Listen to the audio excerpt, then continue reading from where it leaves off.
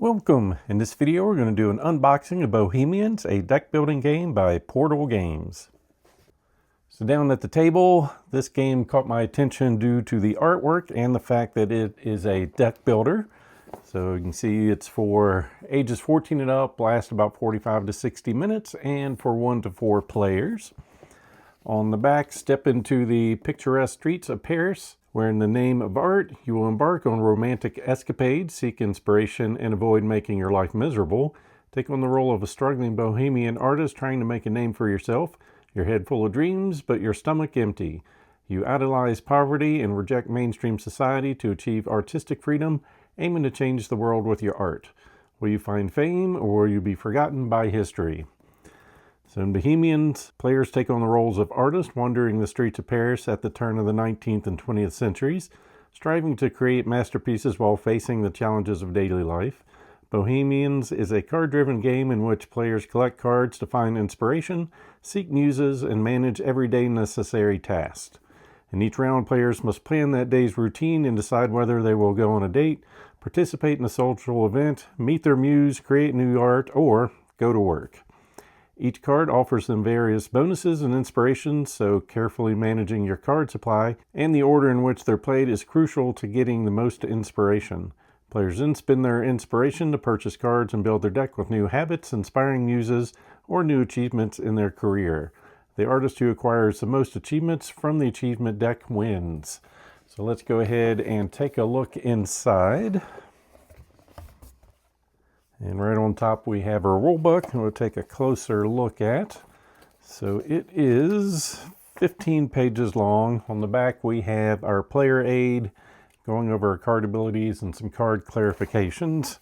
Opening up, we have our contents and list of components, very nicely done, and an errata sheet for something that needed to be fixed, so don't have to go on Board Game Geek. They already made the errata and let you know about it. So that's always nice. And of course, solo and cooperative variant components. We have our game preparation for setting up our board, or the cards anyway. Player setup. And moving on, description of our components, letting us know everything about our routine board, our cards. We've got achievements, habits, muses, hardships, and our job tile, and what each suit of cards is best suited for. Then our routine basics. So we've got our goal of the game to get their 5th achievement. Flow of the game. So we've got 3 phases: wake up, day phase, and sleep phase, just like real life. So going over our wake up phase and explaining our day phase here, which will be the bulk of the game, it looks like. Finishing up on the day phase, talking about the atelier board. And then our sleep phase for ending your turn, and then going over the solo and co-op modes. So very nice. And back to the box, we have some punch outs. Our atelier board has already fallen out, so during the day phase, let you know how many points you have here, what you can do. So like with most deck builders, when you have money left over, in this one you can put it on this board to maybe get a benefit on a future turn. So there's that. Then we have some reminder tokens for each of the 4 colors of the cards. And player markers for putting on our atelier board. So we got +10 on the back.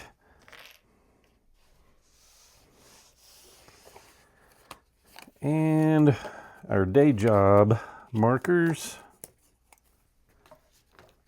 And our first player token. So it can be a journalist, if you're playing with 3 or more people, cabaret attendant, a busker, and a beggar. And the cards are dual-sided, depending on whether you want to portray the male or female version for the jobs. And it looks like we have our solo options. So you can play the game somewhat normal or add these in for a bit more difficulty. So we've got the Wheels of Industry, so it gives you a little flavor text and how to play the game. 2-player co-op variant on this also. The Chains of Decency and how to play that version. And the Claws of Decadence and the basics of that version of the game. Then we've got some bags for our cards, and of course we have some thick stacks of cards that we'll definitely go over in a bit. We also have our player boards and a pretty nice divider to keep things organized. All right, so our player boards are similar but just slightly different. So they're going to have different colors. Basically, you're putting your cards down here and trying to match symbols on the side of the cards. So depending on the colors might lean you on what cards you're going to buy. So the cards will play, some icons we start with. If you play these certain colors, you'll get extra influence. And then for our muses, for morning, afternoon, evening, and nighttime, I believe is what we're looking at. So this game is definitely brightly colored. And then our cards.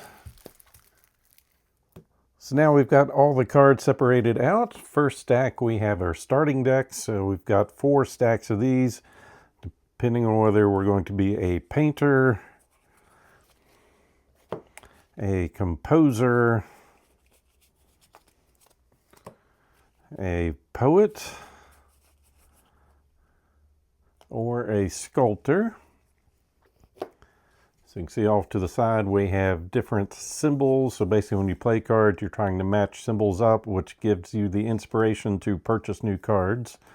So you've got In the Mood for Sculpting, Practice a New Technique, Wander the Streets Aimlessly, Discuss Politics and Philosophy, Pursue a Love Interest, Find Focus, Write in Your Journal, Daydream, Simply Enjoy Life, and Sculpt Without Stopping. Then we have Get in the Mood for Painting, Practice a New Technique, Wander the Streets Aimlessly. So it looks like we have the same type of cards. It's just a matter of are they the icons in the same place or not. So let's go ahead and take a look at that real quick.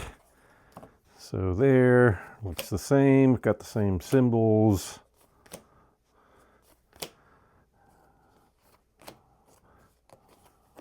So it looks like all our starting decks are going to be the same set of cards.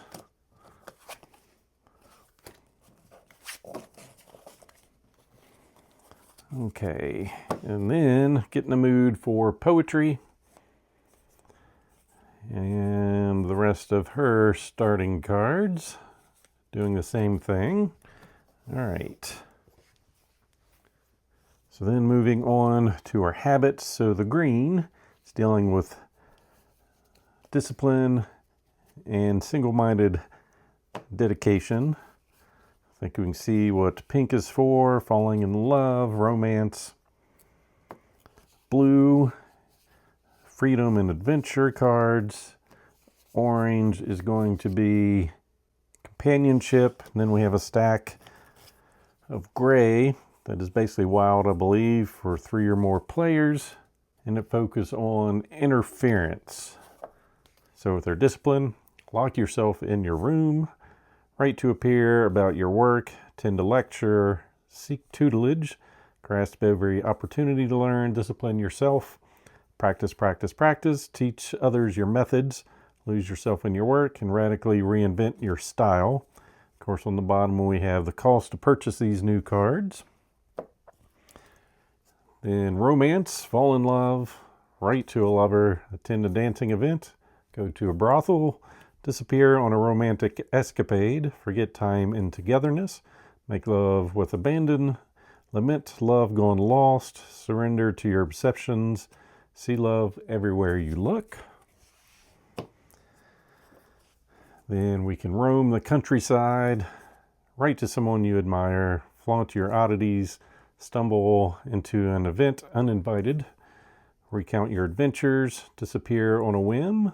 Embrace the unexpected. Rediscover yourself. Instantly master a new discipline and look at the world with new eyes. And for our orange, well, looks like a lost some love, composed without stopping. Back to our orange. Lay out your opinions. We've all got those. Write to an old friend. Go from cafe to cafe. Discuss each other's work and struggles. Bring a toast to friendship. Revel in good company. Get lost in debates about art or board games. Talk with an intriguing stranger. Drown your sorrows.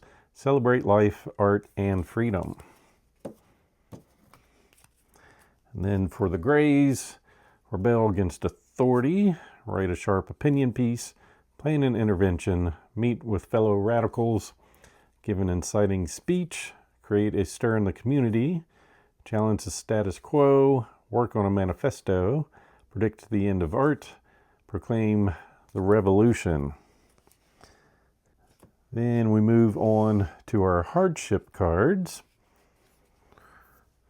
A little bit of envy, financial debt, broken heart, anxiety, shunned by peers, poor hygiene, perfectionism, existential terror, homelessness, opium addiction, abject poverty, shame, hopelessness, violent outbursts, narcissism, the lure of death, grief, malnutrition, choleria, fixation, hypersexuality, claustrophobia, drinking habit, insomnia, mania, syphilis, seems to be popular here. That's not good. Then our muses. So up here it's going to let you know where you can play them and of course the cost. And basically this symbol means you're always going to draw 5 cards, and for each one of these symbols you draw, you're going to keep drawing until you have 5 cards that don't have that symbol. So we have Maxime, Valerie, Charlie, Francis, Camille, Noah, Blaze, Alex, Solitude, Emily, the Moon, Aim, Pascal, Dominique, Claude, Lacine, Jean, Absinthe, Florence, Ophelia, and Ambrose. Then we go on to the achievements we're going after to win the game. So you can see the cost here, and they just go up in cost from there on out. So first art piece shown to friends. That's how you start out. Encouraging words from a mentor.